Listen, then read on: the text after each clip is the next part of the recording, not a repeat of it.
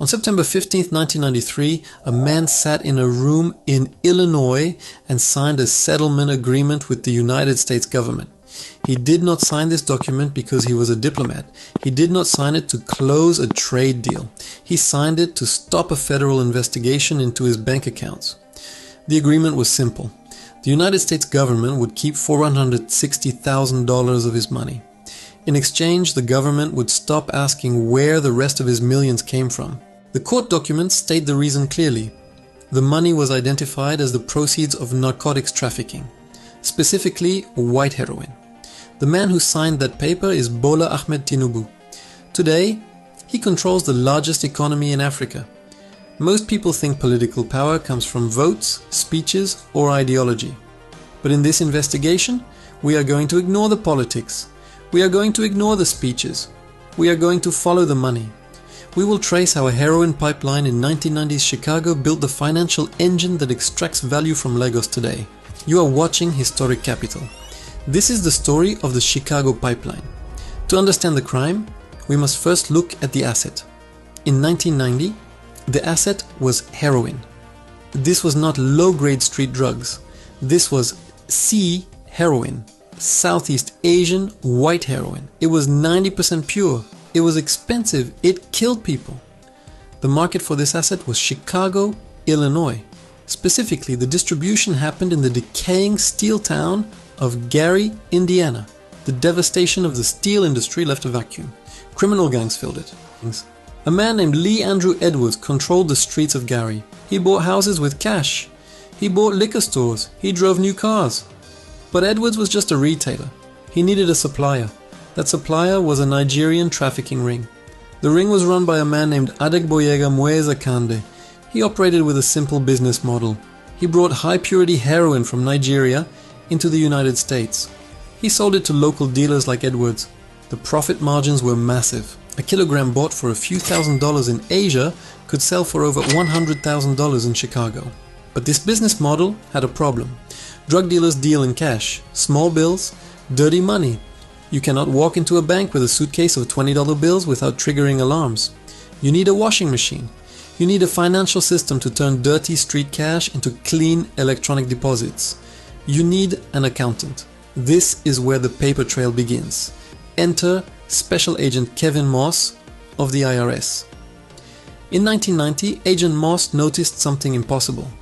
He was investigating the Akande drug ring when he found a network of bank accounts linked to the traffickers. One name kept appearing on the documents, Bola Tinubu.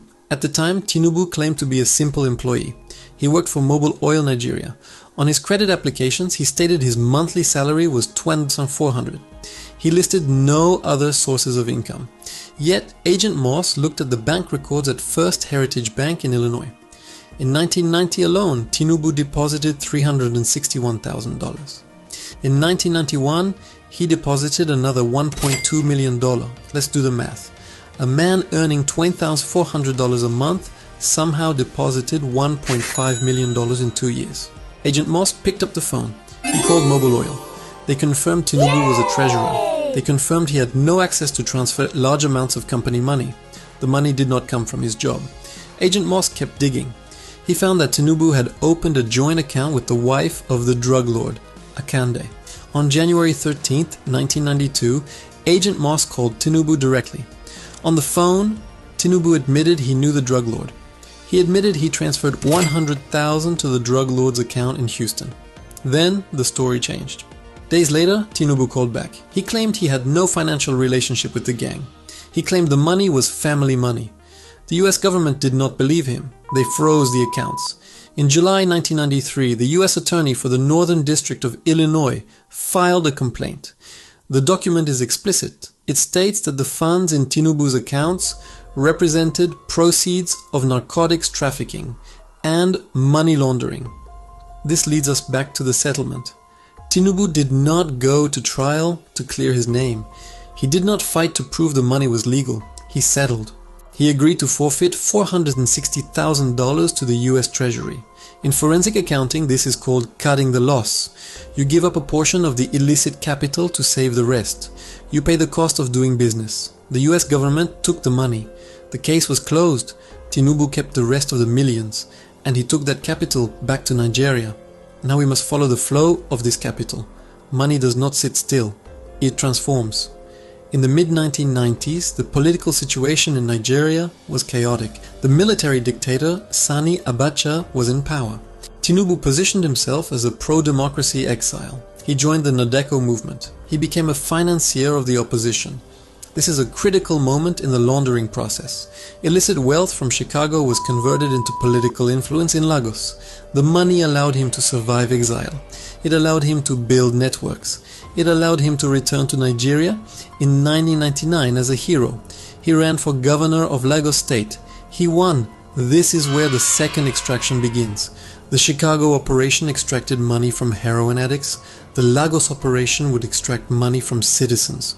But the method was sophisticated. It wasn't about stealing from the treasury directly. It was about privatization. Tinubu realized that Lagos State was broke. It needed to collect taxes. So, a company was formed. Alpha Beta Consulting. The Lagos State government signed a contract with Alpha Beta. This contract gave the company the exclusive right to calculate and collect land use charges and taxes for the state. In exchange, Alpha Beta would keep a commission. Reports estimate this commission at roughly 10% or more of the revenue collected. Think about what this means. Every shopkeeper in Lagos, every landlord, every business owner, when they pay their taxes to the government, a private company takes a cut off the top. Who owns Alpha Beta? For years, this was hidden behind nominee directors. But in 2018, a former managing director of the company, Dapo Apara, blew the whistle. He filed court documents alleging that Bola Tinubu secretly controlled the company. He alleged the company was a conduit for money laundering. The court case disappeared. The files in the Lagos High Court were literally burned during the riots in 2020, but the flow of money remains visible. The mechanism is identical to the Chicago operation. In Chicago, the drug ring used a front man to wash money through the banking system. In Lagos, the political machine uses a consulting firm to wash tax revenue into private hands. We must understand why this system is allowed to exist. Why do the banks, the courts, and the security agencies look away? Because the system pays them too. This is the gatekeeper economy.